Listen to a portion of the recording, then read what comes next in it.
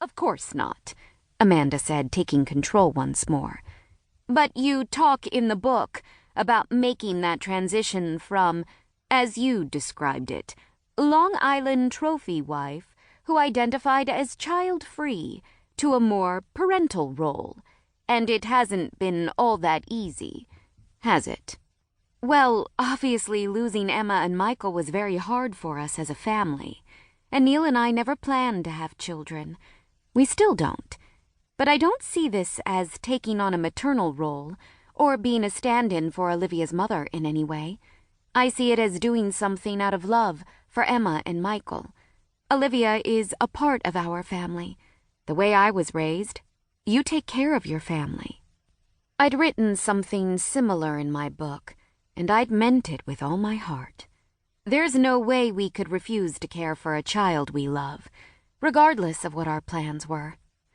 What's that old saying? Life is what happens when you're busy making other plans? Amanda joked mildly. I nodded and laughed in agreement, but inwardly, I cringed at hearing one of the most difficult times in my life reduced to a trite coffee mug quote. That was the last hard question. The rest of the interview coasted by so easily. I was startled when Amanda thanked me again for being on the show and directed viewers to buy the book. Before I had time to barf on her, it was all over. I shook her hand and thanked her, and a woman in a headset put her arm protectively around my back without touching me to herd me away from the set. I exited through one half of a double door and ran directly into Neil waiting in the hallway. Even after 5 years of all the joys and heartbreaks our life together had given us, his smile still swept me away, like it had on the first day we'd met. In his arms, Olivia squirmed and fussed until she saw me. You were wonderful, darling, he said, leaning in to kiss my cheek as Olivia situated herself between us. No, no, no, she babbled sternly, pushing Neil's face away from mine. She was going through this phase where she didn't want Neil and me to kiss.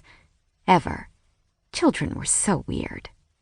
The headset woman directed us back to my dressing room, where I changed into the tight black jeans and oversized pink cashmere sweater I'd arrived in. As I pulled my boots on, I watched Olivia methodically jerk diaper after diaper out of my alligator leather Birkin, wondering when Neil would notice what she was up to.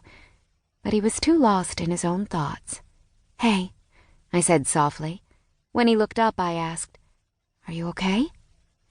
Talking about Emma would probably always be hard for him, but it seemed more so recently. The book coming out and the interviews I'd been giving about it had him a little more shaken up than usual. He snapped back to reality. Oh, yes, fine. Everything's fine.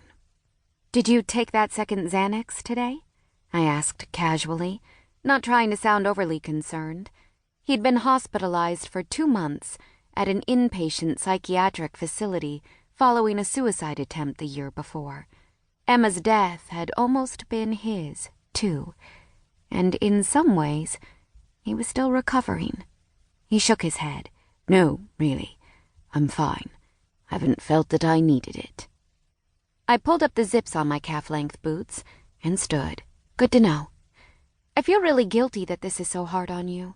It isn't, he insisted, stooping to gather up the diapers Olivia had strewn across the floor.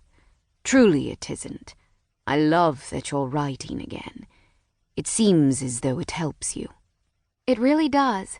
It helps me to sort my thoughts. It would be nice if I could drum up enthusiasm for it without requiring some major tragedy to get the creative juices flowing. But I'm going to be glad when the release stuff is over. What time is your signing tomorrow? He asked, handing me the bag. I slung it over my shoulder and reached for Olivia's hand to hold so she could toddle along beside me. 8 to 9:30. I'm debating just staying in town after and meeting you at the airport in the morning. When we reached the elevators, Neil scooped Olivia up in his arms. She couldn't be trusted not to bolt the moment the doors opened. You don't sound terribly enthusiastic. Is it the signing you're dreading, or the trip? I'm not dreading the trip.